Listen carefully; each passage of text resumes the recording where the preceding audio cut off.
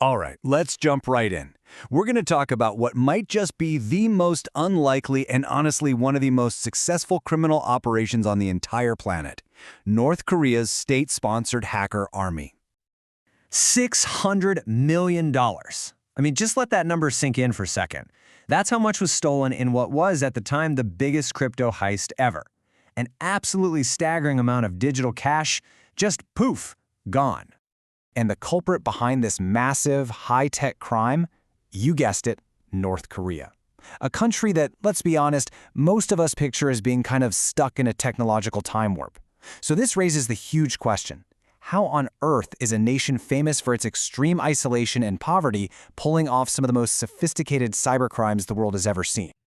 To really get our heads around that, we've got to start with the crime that blew the lid off this whole thing for a lot of people. What I'm calling the $600 million paradox. This is the wild story of how a super popular online video game accidentally exposed a massive, state-run criminal empire. Okay, so let's set the scene. The year is 2022. There's this online game called Axie Infinity, and it is huge. I'm talking people were quitting their day jobs to play this game because its in-game currency was directly connected to the crypto Ethereum. It was real money. And then, one day, that money just wasn't there anymore. So what happened? Well, the entire system that handled the money, this thing called the Ronin network, was completely compromised. It was a total takeover. The hackers basically walked in the digital front door and were able to drain hundreds of millions of dollars from players, swap it for Ethereum, and make off with a massive payday. Now here's where it gets really interesting. While the hack itself was super modern, the behavior behind it, well, that was anything but new.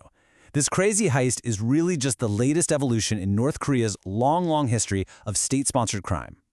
You can see the pattern pretty clearly when you look back. In the 80s, they were masters of physical crime.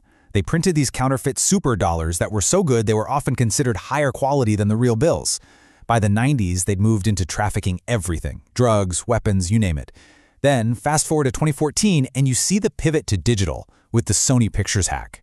So the Axie Infinity job in 2022, that wasn't them starting something new. It was them perfecting a game they've been playing for decades. So, the big question is, why? Why do they do all this? To get that, you have to understand this deep conflict that sits right at the heart of North Korea.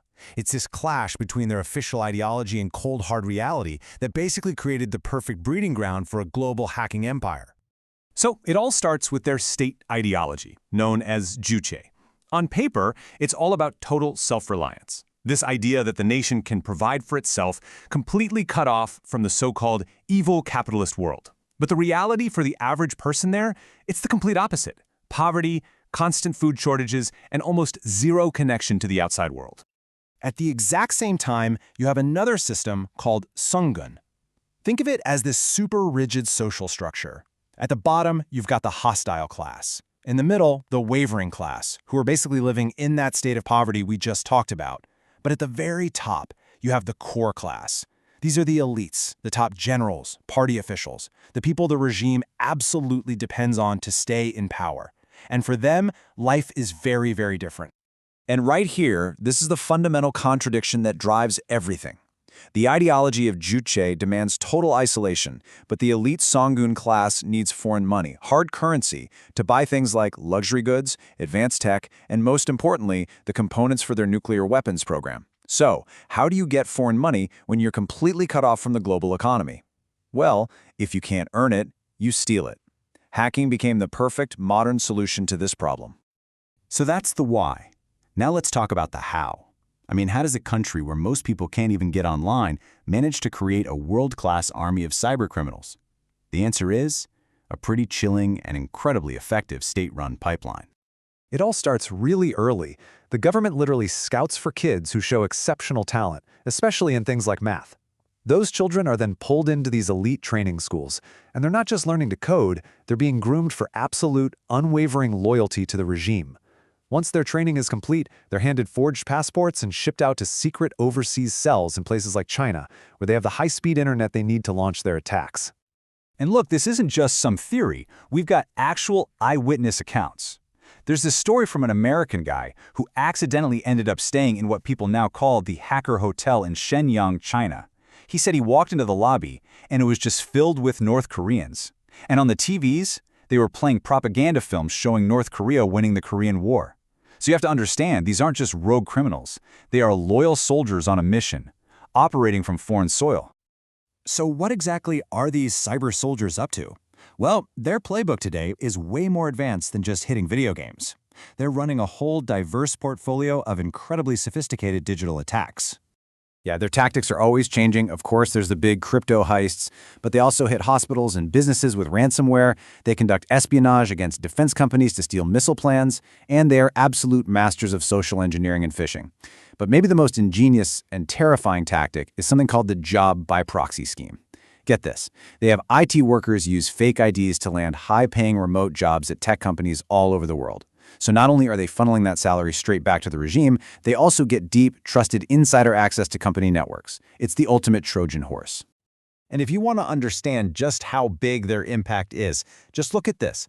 According to some estimates, North Korean hacking groups are responsible for about half of all the cryptocurrency stolen in the entire world. Let that sink in. One small, isolated, and impoverished nation is behind 50% of this massive global crime wave. The scale is just mind-boggling. Which brings us right back to where we started. How is all this possible? Well, the crazy thing is, the answer lies in our own perception. The world's view of North Korea has become its single greatest weapon. They've built an empire that's hiding in plain sight. Think about it. When you first heard North Korea was behind that massive crypto heist, your first reaction was probably disbelief, right? The Hermit Kingdom, this place of poverty and propaganda, running a cutting-edge global hacking operation, it just sounds absurd. And that right there, that's the world's biggest misconception about them. And it's their greatest weapon. You see, if you can convince the world that you're just this backward, slightly crazy country that can barely keep the lights on, it provides the perfect camouflage. Nobody takes you seriously as a cyber threat until it's way too late. The two images, the impoverished nation and the cyber superpower, they don't contradict each other. They actually work together perfectly. So, when you really boil it down, this isn't just a story about North Korean hacking. It forces us to ask a much bigger and, frankly, a much more unsettling question. If the entire world could so badly underestimate a threat of this size hiding right out in the open, what else are we underestimating?